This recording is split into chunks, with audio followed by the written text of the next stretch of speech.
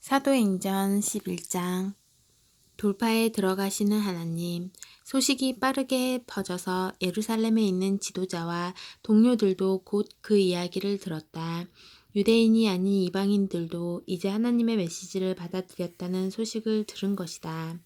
베드로가 예루살렘에 돌아오자 그의 옛 동료 가운데 할례를 중시하는 몇몇 사람들이 그를 나무랐다. 당신이 그 무리와 어깨를 맞대고 금지된 음식을 먹으며 우리 이름에 먹칠을 하다니 도대체 어찌 된 일입니까? 그러자 베드로가 그들에게 처음부터 차근차근 설명했다. 최근에 내가 요바성에서 기도하고 있었는데 비몽사몽간의 환상을 보았습니다. 내 귀퉁이를 줄에 매단 커다란 보자기 같은 것이 하늘에서 내 앞 땅바닥으로 내려왔습니다. 보자기 안에는 가축이며 들짐승이며 파충류며 새들이 가득했습니다. 그야말로 없는 게 없었습니다. 나는 넋을 잃고서 유심히 보았습니다. 그때 한 음성이 들려왔습니다. 베드로야, 어서 잡아먹어라. 나는 말했습니다. 안 됩니다, 주님. 지금까지 저는 부정한 음식은 입에 대본 적이 없습니다. 그 음성이 다시 들려왔습니다. 하나님께서 괜찮다고 하시면 괜찮은 것이다. 그런 일이 3번 있고 나서 보자기가 다시 하늘로 들려 올라갔습니다. 바로 그때 내가 묵고 있던 집에 3사람이 나타났습니다. 가이사랴에서 나를 데리러 온 사람들이었습니다. 성령께서 내게 아무것도 묻지 말고 그들과 함께 가라고 하셨습니다. 그래서 나와 6 동료는 나를 부른 사람에게 갔습니다. 그 사람은 천사가 옆집 사람만큼이나 생생한 모습으로 자기 집에 와서는 욥바로 사람을 보내서 베드로라 하는 시몬을 데려오너라. 그가 너에게 내 생명뿐 아니라 내가 아끼는 모든 사람의 생명까지도 구원할 말을 해줄 것이다 하고 말했다고 했습니다. 그래서 나는 말을 시작했습니다. 그런데 대여섯 문장도 채 말하기 전에 성령이 그들에게 임하셨는데 처음 우리에게 임하실 때와 같았습니다. 요한은 물로 세례를 주었지만 너희는 성령으로 세례를 받을 것이다 하신 예수의 말씀이 떠올랐습니다. 그러니 내가 묻겠습니다. 하나님께서 우리가 주 예수 그리스도를 믿을 때 우리에게 주신 것과 동일한 선물을 그들에게도 주신다면 내가 어떻게 하나님을 막을 수 있겠습니까? 그들은 베드로가 전한 말을 다 듣더니 잠잠해졌다. 그 의미가 마음 깊이 스며들자 하나님을 찬양하기 시작했다. 이 일이 정말 일어났다. 하나님께서 다른 나라들로 돌파에 들어가셔서 그들의 마음을 열어 생명을 주셨다. 스데반의 죽음으로 촉발된 박해 때문에 사람들이 멀리 페니키아와 키프로스와 안디오까지 갔으나 그들은 여전히 유대인들과만 말하며 교제하고 있었다. 그때 키프로스와 구레네 출신으로 안디옥에 와 있던 몇몇 사람들이 그리스 사람들과 말하기 시작하며 그들에게 주 예수의 메시지를 전했다. 하나님께서 그들이 하는 일을 기뻐하시며 그들의 일을 인정해 주셨다. 아주 많은 그리스 사람들이 믿고 주님께 돌아왔다. 예루살렘 교회가 이 소식을 듣고 바나바를 안디옥에 보내 상황을 알아보게 했다. 바나바는 도착하자마자 그 모든 일의 배후와 중심에 하나님의 계심을 보았다. 그는 적극적으로 그들과 함께하면서 그들을 지원했고 남은 평생을 지금과 같이 살도록 그들을 권면했다. 바나바는 선한 사람이었으며 뜨겁고 담대하게 성령의 길로 행하는 사람이었다. 그 공동체는 주님 안에서 크고 강하게 성장했다. 그 후에 바나바는 사울을 찾으러 다소로 갔다. 거기서 사울을 만나 안디옥으로 돌아왔다. 그들은 꼬박 1년 동안 그곳 교회에 머물면서 많은 사람들을 가르쳤다. 제자들이 처음으로 그리스도인이라고 불린 것도 안디옥에서였다. 거의 같은 시기에 몇몇 예언자들이 예루살렘에서 안디옥으로 왔다. 그 가운데 아가보라는 사람이 있었다. 하루는 그가 성령에 이끌려 일어서더니 조만간 극심한 기근으로 나라가 황폐해질 것이라고 경고했다. 기근은 결국 글라우디오 황제의 재임 중에 닥쳤다. 제자들은 각자 힘 닿는 대로 유대에 있는 동료 그리스도인들에게 도움이 되는 것은 무엇이든 보내기로 했다. 그들은 그 모은 것을 바나바와 사울 편에 보내 예루살렘의 지도자들에게 전달하도록 했다. 12장. 투옥된 베드로가 풀려나다. 바로 그 무렵 헤롯 왕의 머릿속에 교회 구성원 몇몇을 처단할 생각이 들었다. 그는 요한의 형제 야고보를 죽였다. 그 일로 인해 유대인들한테 자신의 인기가 부쩍 높아진 것을 알게 된 헤롯은 이번에는 베드로를 잡아들여 감옥에 가두고 4인조 병사를 4개조로 그를 감시하게 했다. 이 모든 일이 유월절 주간에 일어났다. 헤롯은 유월절이 지난 후에 베드로를 공개 처형할 작정이었다. 베드로가 감옥에서 삼엄한 경비를 받고 있는 동안에 교회는 그를 위해 더욱 맹렬히 기도했다. 드디어 헤롯이 그를 끌어내어 처형할 때가 다가왔다. 그날 밤 베드로는 양쪽에 한 명씩 두 병사 틈에 쇠사슬로 묶여 있으면서도 아기처럼 잘 잤다. 문에는 경비병들이 감시하고 있었다. 헤롯은 빈틈을 보이지 않았다. 갑자기 한 천사가 베드로 곁에 나타나고 감옥에 빛이 가득했다. 천사가 베드로를 흔들어 깨웠다. 서둘러라. 그의 팔목에서 쇠사슬이 벗겨졌다. 천사가 말했다. 옷을 입고 신발을 신어라. 베드로는 시키는 대로 했다. 그러자 천사가 말했다. 네 겉옷을 들고 여기서 나가자. 베드로는 따라가면서도 그가 정말 천사라고는 믿지 않았다. 그는 자기가 꿈을 꾸고 있다고 생각했다. 그들은 첫째 경비병을 지나고 둘째 경비병을 지나 시내로 통하는 철문에 이르렀다. 그들 앞에서 문이 저절로 활짝 열렸다. 어느새 그들은 바람처럼 자유롭게 거리에 나와 있었다. 첫 교차로에서 천사는 베드로를 두고 자기 길로 갔다. 그제야 베드로는 그것이 꿈이 아닌 것을 알았다. 이런 일이 정말로 벌어지다니 믿기지 않는다. 주님이 천사를 보내셔서 헤롯의 악하고 옹졸한 수작과 구경거리를 기대하는 유대인 폭도에게서 나를 구해주셨구나. 놀라움에 고개를 저으며 그는 요한 마가의 어머니 마리아의 집으로 갔다. 그 집은 기도하는 동료들로 가득 차 있었다. 그가 마당으로 난 문을 두드리자 로데라는 젊은 여자가 누구인지 보러 나왔다. 로데는 목소리를 듣고 그가 누구인지 알았다. 베드로였다. 그녀는 너무 흥분한 나머지 베드로를 길에 세워두고 문을 열어주는 것도 잊은 채 그가 왔다는 사실을 모두에게 알렸다. 그러나 사람들은 로데의 말을 믿으려 하지 않았다. 그녀와 그녀의 말을 모두 무시해버렸다. 그들은 네가 미쳤다고 말했다. 로데는 뜻을 굽히지 않았다. 그래도 그들은 그녀의 말을 믿으려 하지 않았고 베드로의 천사가 틀림없다고 말했다.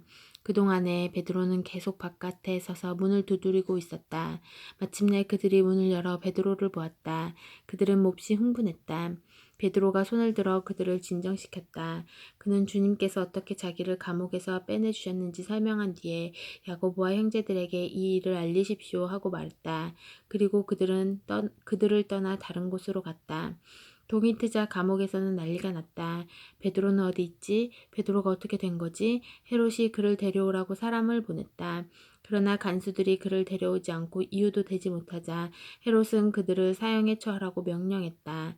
저들의 머리를 쳐라. 유대와 유대인들이 지긋지긋해진 헤롯은 가이사랴로 휴식을 취하러 갔다. 헤롯의 죽음. 그러나 헤롯의 상황은 악화일로로 치달았다. 두로와 시돈 사람들은 헤롯의 분노를 사고 있었다.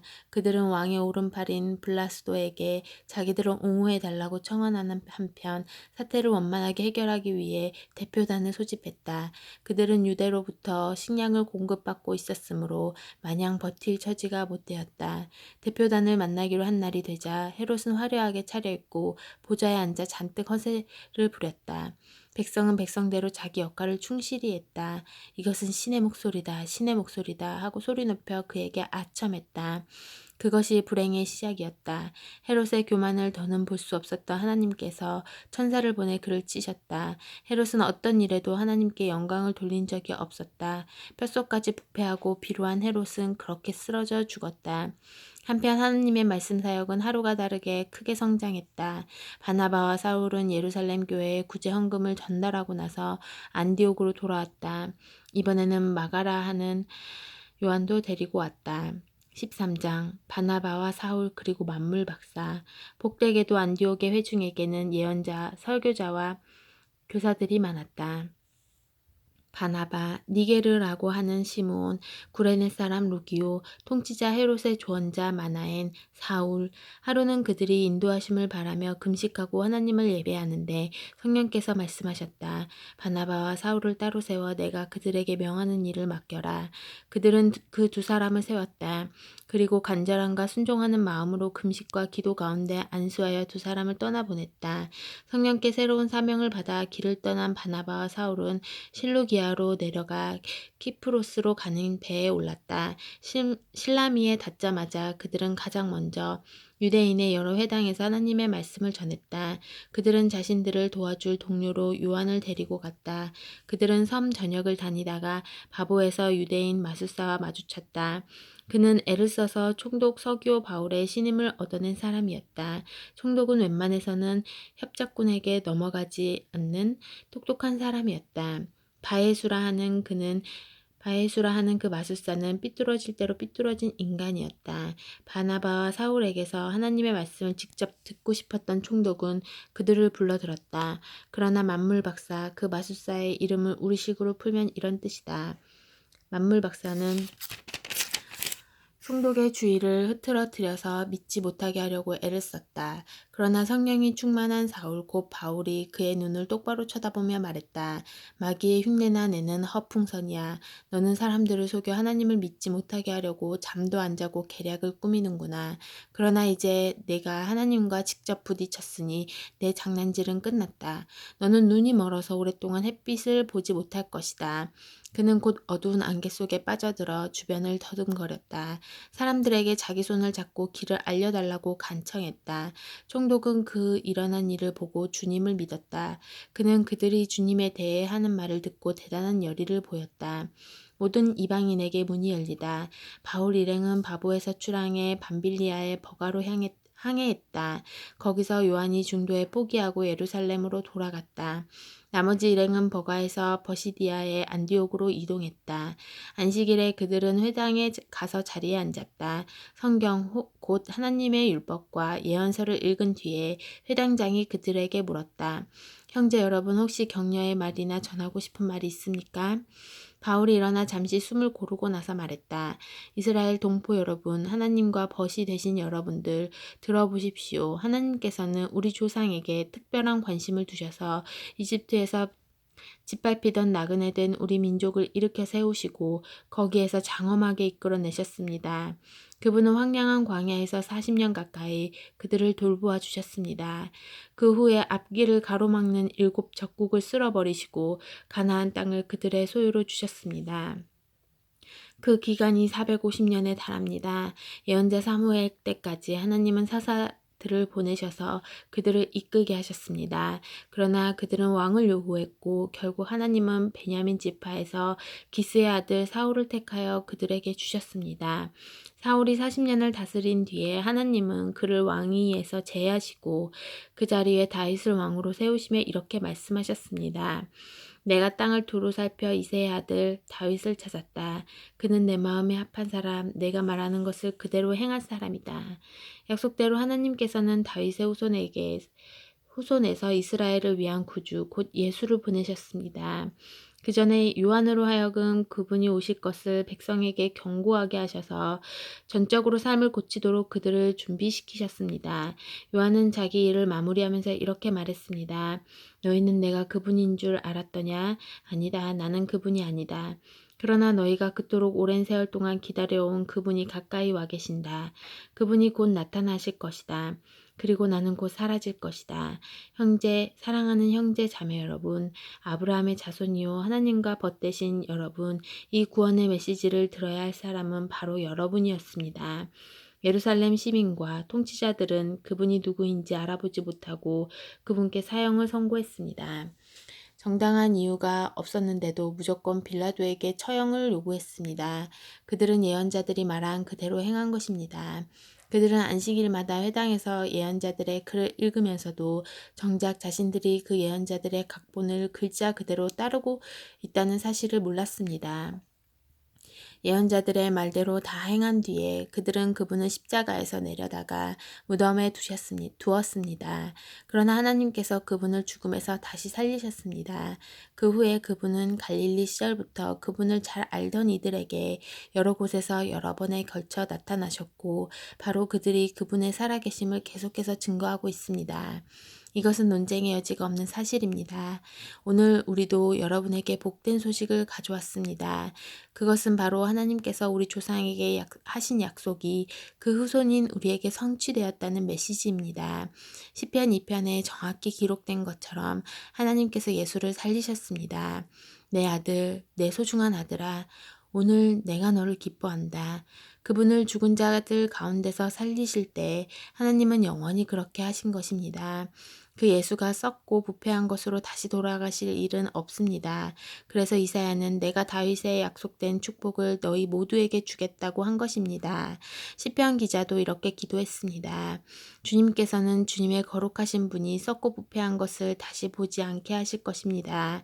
물론 다윗은 하나님이 맡기신 일을 다 마치고 나서 오늘까지 긴 세월을 흙과 재가 되어 무덤 속에 있습니다. 그러나 하나님이 살리신 예수는 흙과 재가 되는 일이 없습니다.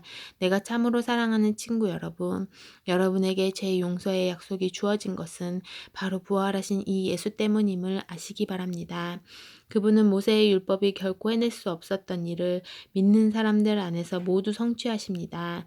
부활하신 이 예수를 믿는 사람은 누구나 하나님 앞에서 선하고 의롭고 온전하다고 선포됩니다. 이것을 가볍게 여기지 마십시오. 다음과 같은 예언자의 설교가 여러분을 묘사한 것이어서는 안 될 것입니다. 조심하여라 비웃는 자들아 뚫어지게 보아라 너희의 세상이 산산조각 나는 것을 내가 바로 너희 눈앞에서 일을 행할 것인데 그 일이 눈앞에 닥쳐도 너희는 믿지 않을 것이다. 예배가 끝나자 바울과 바나바는 다음 안식일에도 설교해달라는 초청을 받았다. 모임이 끝나자 아주 많은 유대인과 유대교 개종자들이 바울과 바나바를 따라갔다. 두 사람은 그들과 긴 대화를 나누면서 그들이 시작한 삶, 곧 하나님의 은혜와 그 은혜 안에 사는 삶에 머물러 있으라고 권면했다.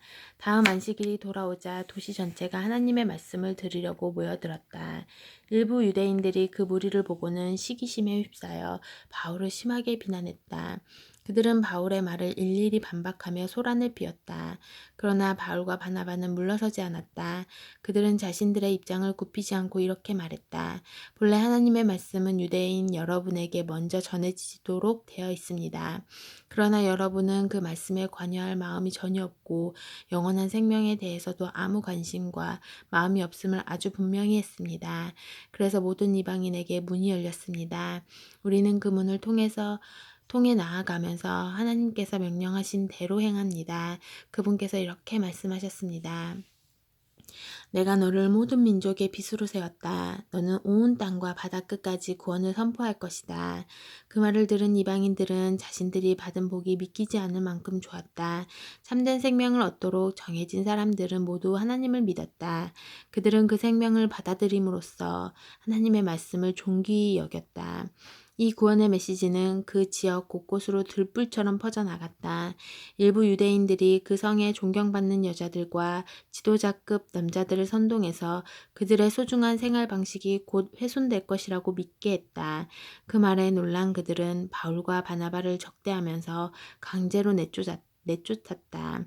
바울과 바나바는 마음에서 그 일을 떨쳐버리고 다음 성인 이고니온으로 향했다. 행복한 두 제자는 기쁨과 성령이 흘러넘쳤다. 아멘.